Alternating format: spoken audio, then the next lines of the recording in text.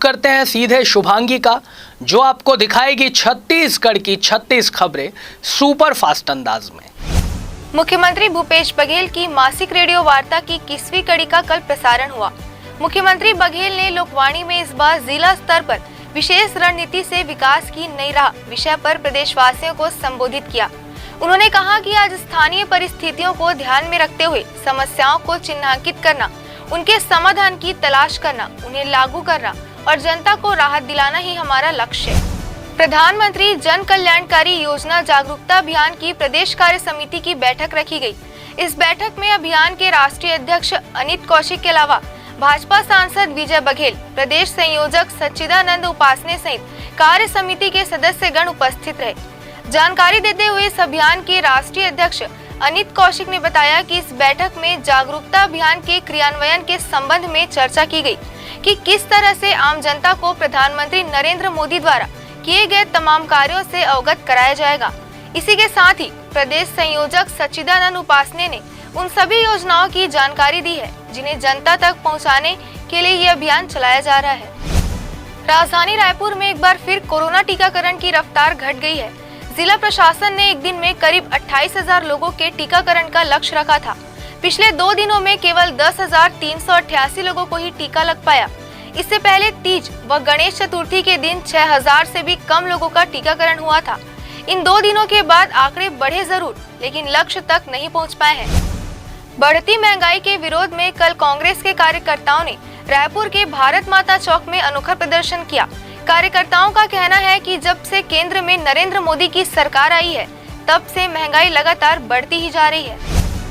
राजधानी रायपुर में नवनिर्मित बस स्टैंड से अभी बसों की आवाजाही शुरू भी नहीं हुई है, मगर इसके निर्माण की गुणवत्ता पर अभी से सवाल उठने लगे हैं। इस परिसर में पानी निकासी की व्यवस्था नहीं है, जिसकी वजह से हल्की बारिश होने पर भी यहाँ पानी भर रहा है। ऐसे में बसों का संचालन कैसे होगा, यह एक बड़ा सवाल है। कांकेर जिले में बीते महीने भर से आदमखोर तेंदुए का आतंक था, जो अब जाकर समाप्त हुआ है। मामला कांकेर के चारमा वन परिक्षेत्र के अंतर्गत पलेवा और भैंसा कट्टा गांव का है, जहां महीनों से तेंदुए ने आतंक मचा रखा था। बीते दिनों पलेवा और भैंसा कट्टा गांव के एक बुजुर्ग और एक महिला को भी उसने अपना शिकार बनाया था, जिससे लोग दिन में भी खौफजदा रहते थे। वन विभाग की टीम ने पलेवा और भैंसा कट्टा गाँव में 3 पिंजरे लगाए। उन पिंजरों की सहायता से 2 आदमखोर तेंदुओं को पकड़ने में सफलता हासिल की। प्रदेश के चुनाव में अभी 2 साल से अधिक का समय जरूर बचा है, लेकिन कुछ राजनीतिक दलों से जुड़े लोग अपने मुख्य दल को छोड़कर अन्य दलों में शामिल हो रहे हैं। इसी कड़ी में सतनामी समाज से जुड़े वरिष्ठ कांग्रेस नेता वेदराम मनहरे ने कांग्रेस छोड़कर भाजपा का दामन थाम लिया है। दिल्ली में बीजेपी प्रदेश प्रभारी डी पुरंदेश्वरी ने सभी 10 सदस्यों को बीजेपी की सदस्यता दिलाई। मौके पर बीजेपी के वरिष्ठ नेता नंद कुमार साहब भी मौजूद थे। विधायक अनूप नाग ने कांकेर का दौरा किया। इस दौरान उन्होंने लाखों रुपए के विकास कार्यों की घोषणा की, साथ ही लोगों को वन अधिकार पट्टों का भी वितरण किया। इस दौरान विधायक नाग ने क्षेत्र में सर्पदंश से मृत एक व्यक्ति के परिजनों को 4 लाख रुपए की आर्थिक सहायता का चेक भी दिया। साथ ही कांकेर और PV-17 में मुक्तिधाम निर्माण करने की भी घोषणा की। लंबे समय तक राजधानी में नए वृद्धाश्रम की स्थापना न होने के कारण आश्रम में प्रवेश लेने वाले नए लोगों को समस्या पेश आ रही थी। इन समस्याओं को देखते हुए बढ़ते कदम सामाजिक संस्था ने अवंती विहार में 60 बुजुर्गों के रहने योग्य 3 मंजिल भवन का निर्माण कराया है। बीते दिनों हुई बारिश से स्मार्ट सिटी रायपुर के कई इलाकों में पानी भर गया। कई स्थानों पर तो जल भराव की वजह से लोग कई घंटों तक फंसे रहे। राजधानी रायपुर में अपराधी पूरी तरह से बेखौफ हो गए हैं। ऐसा लगता है कि उनके भीतर से पुलिस का खौफ गायब हो गया है। सोशल मीडिया में वायरल हुए मारपीट के एक वीडियो से ये बात सही साबित हो रही है।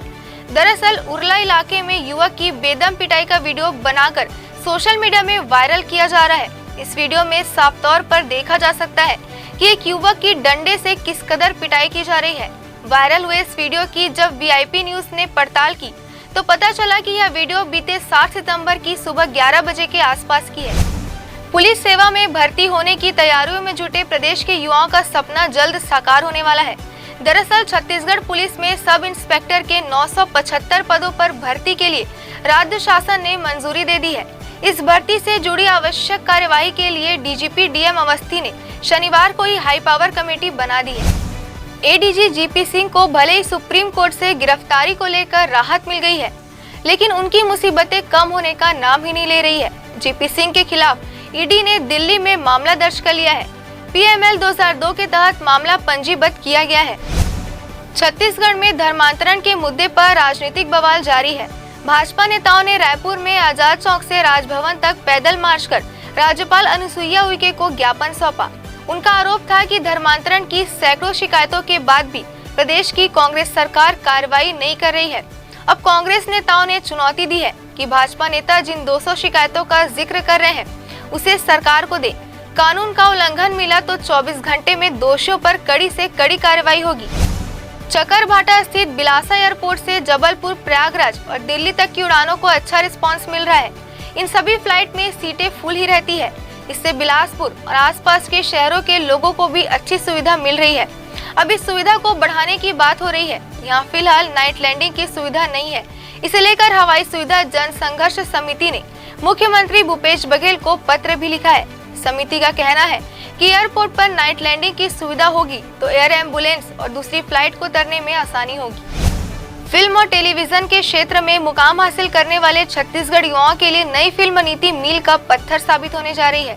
ऐसा पहली बार होने जा रहा है जब फिल्म और टेलीविजन को करियर चुनने वाले युवाओं की पढ़ाई का खर्च राज्य सरकार उठाएगी।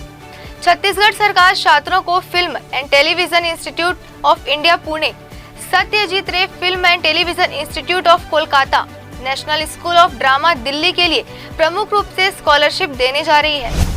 छत्तीसगढ़ में नक्सलवाद खत्म करने के लिए सरकार की नीतियां कारगर साबित हो रही है। बीते 5 साल में 5 लाख और 8 लाख के 2 करोड़ 13 लाख रुपए के इनामी 33 नक्सलियों ने हथियार डाल दिए। लोन वर्राटू अभियान में तो साल भर में ही 426 नक्सली घर आ गए। इससे नक्सली गतिविधियों की कमर टूट गई तो विकास के रास्ते भी खुल गए। इनमें सबसे खास इंद्रावती नदी पर पुल का निर्माण होना है। वैष्णो देवी में एक छत्तीसगढ़ी किसान परिवार की कांग्रेस नेता राहुल गांधी से मुलाकात पर सियासी बयानबाजी जारी है। पूर्व मुख्यमंत्री डॉक्टर रमन सिंह ने पूछा था, यह संयोग है या राहुल गांधी को खुश करने का प्रयोग? मुख्यमंत्री भूपेश बघेल ने शनिवार को उनके बयान पर पलटवार किया है। उन्होंने कहा है कि कोई तारीफ कर रहा है तो रमन सिंह को तकलीफ क्यों हो रही है। बिलासपुर में कोरोना संक्रमण की पहली लहर के दस्तक के साथ दुर्ग अजमेर एक्सप्रेस ट्रेन के थमे पहिए आज से चलने लगेंगे। महत्वपूर्ण के साथ यात्रियों के लिए सुविधाजनक ट्रेन होने के कारण यात्री इसके परिचालन शुरू होने का इंतजार कर रहे थे। मांग भी उठी, जिसके बाद इसे चलाने का निर्णय लिया गया। हालांकि अन्य ट्रेनों की तरह इसे भी स्पेशल बनाकर चलाई जाएगी। बिलासपुर में जोनल स्टेशन में दूसरे राज्यों से पहुंचने वाले यात्रियों की कोरोना जांच पहले से कमजोर हो गई है। 7 से 8 कर्मचारियों की जगह बामुश्किल 1 या 2 कर्मचारी ही नजर आ रहे हैं। यह कर्मचारी यात्रियों को रोके या जांच करें। इस अव्यवस्था के बाद भी स्वास्थ्य विभाग पर्याप्त कर्मचारियों की व्यवस्था नहीं कर रहा है, जबकि केरल, महाराष्ट्र व आंध्र प्रदेश में संक्रमितों की संख्या बढ़ रही है। इन तीनों राज्यों से सीधे बिलासपुर के लिए ट्रेन है। यात्रियों की आवाजाही जारी है। रायपुर नगर निगम जोन क्रमांक 9 में आयुक्त के नदारद रहने पर नगर निगम आयुक्त को बुलाने की मांग करते हुए शनिवार को भाजपा पार्षदों ने धरना दे दिया। दरअसल जोन क्रमांक 9 में सरकार के वादा खिलाफी और महापौर द्वारा भाजपा पार्षदों के वार्ड में भाई भतीजावाद करने, मूलभूत सुविधाओं में भी उपेक्षा करने पर जोन कार्यालय का घेराव कर ज्ञापन सौंपने पहुंचे थे। बिलासपुर में बीती रात हुई बारिश के चलते शहर के कई क्षेत्रों में बिजली आपूर्ति ठप रही। यह पहली बार नहीं है जब बारिश के कारण बिजली की समस्या आई। इस अवस्था को बिजली वितरण कंपनी साल भर बाद में सुधार नहीं सकी है। इसके चलते शहरवासियों को खामियाजा भी भुगतना पड़ रहा है। प्रधानमंत्री जन कल्याणकारी योजना जागरूकता अभियान की पहली प्रदेश कार्य समिति की बैठक रविवार को सुबह 12 बजे भीमसेन भवन, समता कॉलोनी, रायपुर में आयोजित हुई। बैठक में मुख्य रूप से अमित कौशिक, राष्ट्रीय अध्यक्ष, प्रधानमंत्री जन कल्याणकारी योजना जागरूकता अभियान अनुसूचित जाति के राष्ट्रीय अध्यक्ष नंद कुमार साय, भाजपा के पूर्व मंत्री एवं विधायक बृजमोहन अग्रवाल, राज्यसभा सदस्य रामविचार नेताम, सांसद विजय बघेल सहित भाजपा के अन्य मार्गदर्शक गण भी इस बैठक में शामिल हुए। रायपुर के शंकर नगर इलाके में रविवार को एक मारपीट की घटना हो गई। इस मामले में खमाड़ी थाने की पुलिस ने कुछ युवकों के खिलाफ केस दर्ज किया है। युवकों के एक गुट ने विधायक और छत्तीसगढ़ विधानसभा के उपाध्यक्ष मनोज मंडावी के बेटे अमन मंडावी पर जानलेवा हमला किया है। पुलिस ने इस मामले में 4 युवकों को फिलहाल गिरफ्तार किया और इनसे पूछताछ जारी है। सभी बदमाश राजा तालाब इलाके के रहने वाले हैं। छत्तीसगढ़ में धर्मांतरण के मुद्दे पर राजनीतिक बवाल जारी है। शनिवार को भाजपा नेताओं ने रायपुर में आजाद चौक से राजभवन तक पैदल मार्च कर राज्यपाल अनुसुईया उइके को ज्ञापन सौंपा। उनका आरोप था कि धर्मांतरण की सैकड़ों शिकायतों के बाद भी प्रदेश के कांग्रेस सरकार कार्यवाही नहीं कर रही है। छत्तीसगढ़ के भिलाई में पुलिस ने एक ऐसे ठग को गिरफ्तार किया है जो पिछले 9 सालों से पुलिस को चकमा दे रहा था। पता चला है कि आरोपी जुड़वा होने का फायदा उठाकर यहां से वहां भाग जाया करता था। जब पुलिस उसे पकड़ने जाया करती थी तब वो नहीं, उसका जुड़वा भाई पकड़ में आया करता था। लेकिन आखिरकार पुलिस ने उसे गिरफ्तार किया है। पुलिस ने बताया कि आरोपी के साले के बयान के बाद आरोपी को पकड़ा गया है। दरअसल ये मामला मितानिन के साथ लगभग 2 लाख रुपए की ठगी से जुड़ा है। महाकौशल कला परिषद के नेतृत्व में देश के लोक कलाकार व प्रतिष्ठित कलाकारों की 75वीं अखिल भारतीय गणेश कला प्रदर्शनी का उद्घाटन ऑनलाइन किया गया।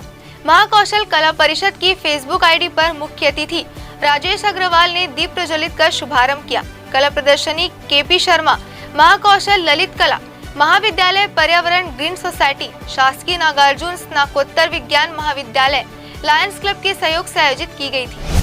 महादेव घाट में गणेश प्रतिमाओं के विसर्जन के लिए तैयार अस्थायी कुंड का महापौर एजाज टिब्बर ने शनिवार को निरीक्षण कर श्रद्धालुओं से तालाबों को प्रदूषण से मुक्त रखने, अस्थायी विसर्जन कुंड में ही श्री गणेश की मूर्तियों का विसर्जन करने की अपील की।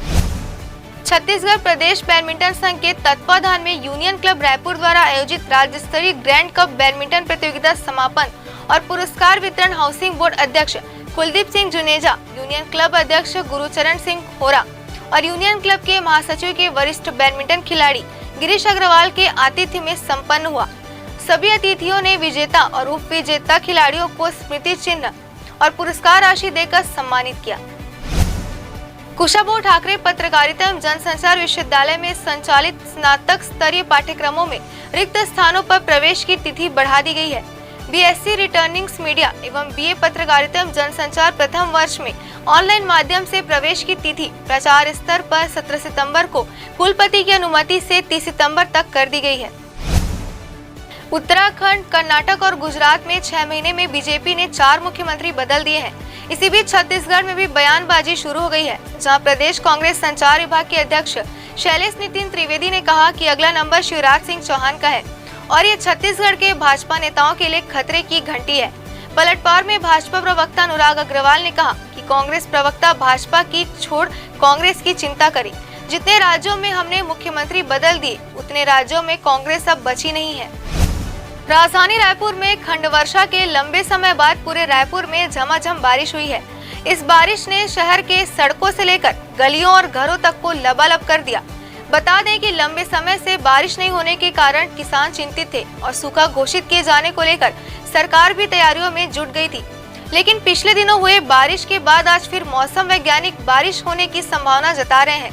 मौसम वैज्ञानिक एचपी चंद्रा ने बताया कि बंगाल की खाड़ी और आंध्र प्रदेश दक्षिण तटीय उड़ीसा में एक सिस्टम बना हुआ है, जिसके चलते बस्तर, रायपुर और दुर्ग संभाग के जिलों में भारी बारिश की संभावना